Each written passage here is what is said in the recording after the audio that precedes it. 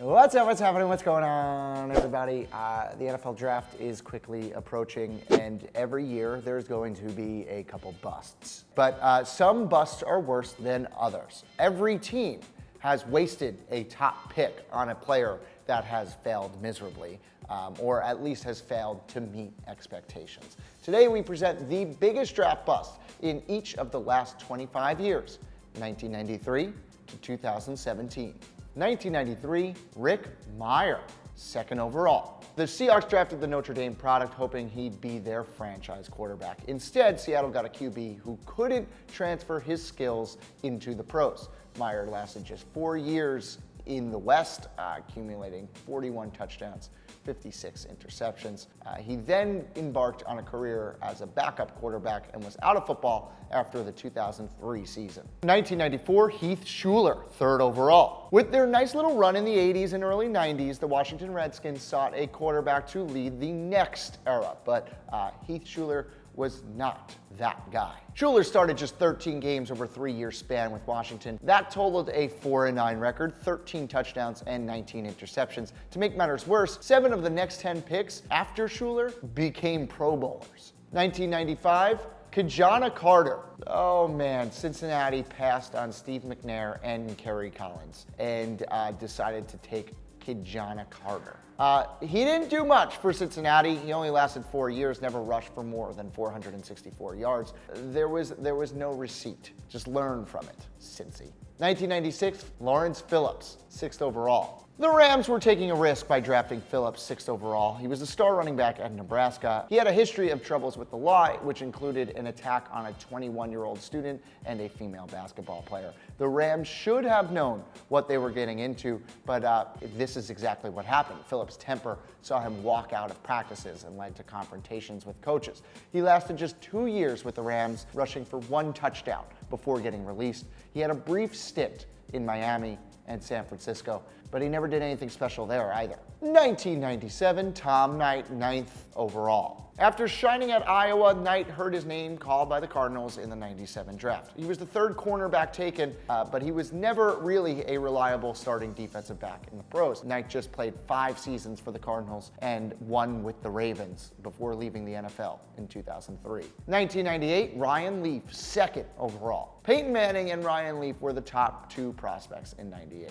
Manning told the Indianapolis Colts to pick him first or else he'd come back and kick them in the butt. Good thing the Colts actually ended up taking Manning first. The San Diego Chargers then happily took Leaf with the 2nd pick, but injuries, temper, and an all-around bad attitude and bad play contributed to a horrible tenure in the NFL for Leaf. Leaf just won 4 of 18 starts as a Charger, tossing 13 touchdowns and 33 interceptions, widely considered to be the biggest bust in NFL history. 1999, Tim Couch, 1st overall. Of course, the Cleveland Browns have really bad drafting habits, and it began in 99 when they drafted Kentucky quarterback Tim Couch with the 1st overall pick. Couch was the starter in Cleveland for 5 years. He went 22-37, tossing 64 touchdowns and 67 interceptions.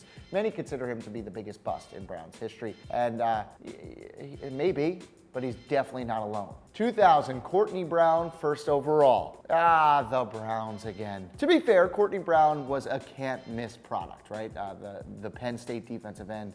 He was the 1999 Big Ten lineman and Defensive Player of the Year and a consensus All-American. Brown wasn't much of a pass rusher, though. He had just 17 sacks over a 5-year span in Cleveland and was out of the NFL after the 2005 season. 2001, Gerard Warner, 3rd overall. The good news for the Cleveland Browns was that Warner wasn't a waste of a 1st overall pick. The bad news is that he was yet again, for the 3rd year in a row, a bust for the Browns. 330-pound defensive tackle, won an SEC championship, and that's probably as far as he peaked in his football career.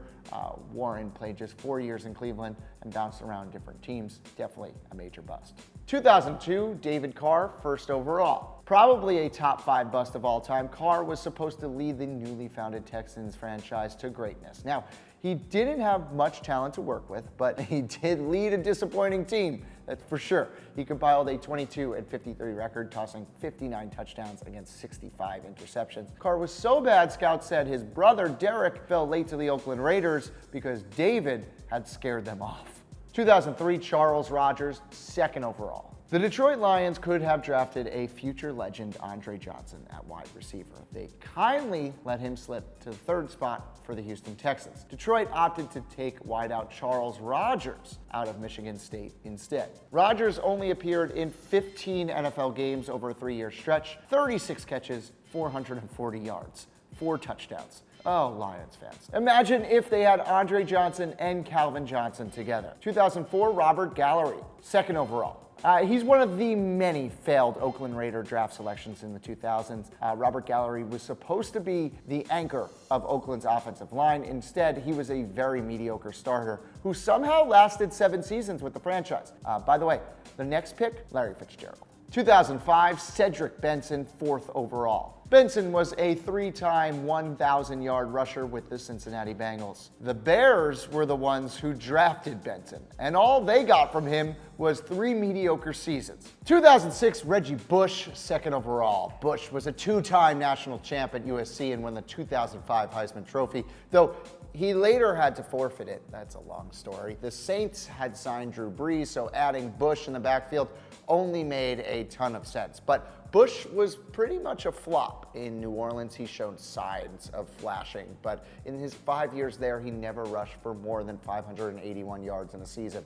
And he didn't play much of a factor in the team's Super Bowl 44 championship. He bounced around from team to team and enjoyed minimal success, but especially not in New Orleans. 2007, Jamarcus Russell, 1st overall. Russell was supposed to be the next great dual threat QB. 6'6", 260 pounds. He could run the ball and he could throw the ball. So what did the Raiders get? 3 seasons, 18 touchdowns, 23 interceptions. Russell was out of the NFL by 2009. He was supposed to make the Raiders great again. By the way, Calvin Johnson was the pick right after Russell. 2008, Vernon Golston, 6th overall. A 3-time Big Ten champion and the 2007 Defensive Lineman of the Year, the hype was through the roof for the Ohio State product. The New York Jets took Golston hoping he'd lead their franchise to greatness. Golston simply couldn't perform in Rex Ryan's defense. They tried moving him around in different positions, but it led to absolutely nothing. Golston only played 3 seasons with the Jets, and he was out of football shortly thereafter. 2009, Aaron Curry, 4th overall. Lots of busts in this one, but we're going to go with Aaron Curry. He was supposed to be the next great defensive player in the NFL. The Seahawks drafted the Wake Forest linebacker, hoping that they'd beef up their defense. Curry just couldn't do anything in the NFL. He only played 3 years for the Seahawks, spent brief time in Oakland, and then eventually retired from football in 2013. 2010, Rolando McClain. The Raiders were horrible at drafting for over a decade. There were many bad picks, but Rolando McClain was among the very, very worst. A star linebacker at Alabama, McClain simply didn't cut it in Oakland. He played just 3 years with the Raiders, retired, then joined the Dallas Cowboys, and then received a suspension for violating the league's substance abuse policy. Not exactly worthy of the 8th pick. 2011, Jake Locker, 8th overall. The first 7 picks of 2011 became Pro Bowlers. Sorry, Jake Locker, you were pick number 8.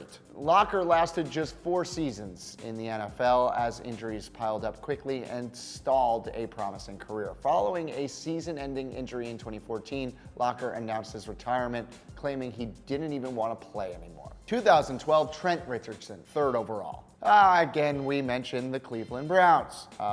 He had a solid rookie year. He rushed for 950 yards, but early in the 2013 season, he was dealt to the Colts for a 2014 first-rounder. The Colts would regret that move, as Richardson had 2 miserable years with the franchise. T. Rich last played in the NFL in 2014. A bad pick for Cleveland, an even badder trade for the Colts. 2013, Eric Fisher, 1st overall. The 2013 class could be the worst ever. Eric Fisher was really really bad. Fisher hasn't been a reliable starter, and nobody can forget his costly holding penalty in the waning minutes of the team's 2015 AFC divisional bout, which ruined the team's season. 2014, Greg Robinson, 2nd overall. Looking to give Sam Bradford some decent pass protection, the St. Louis Rams took Robinson. As it turns out, 6th overall pick Jake Matthews would have been a far better choice. Robinson was a very mediocre offensive tackle with the Rams and certainly not worth the 2nd overall pick.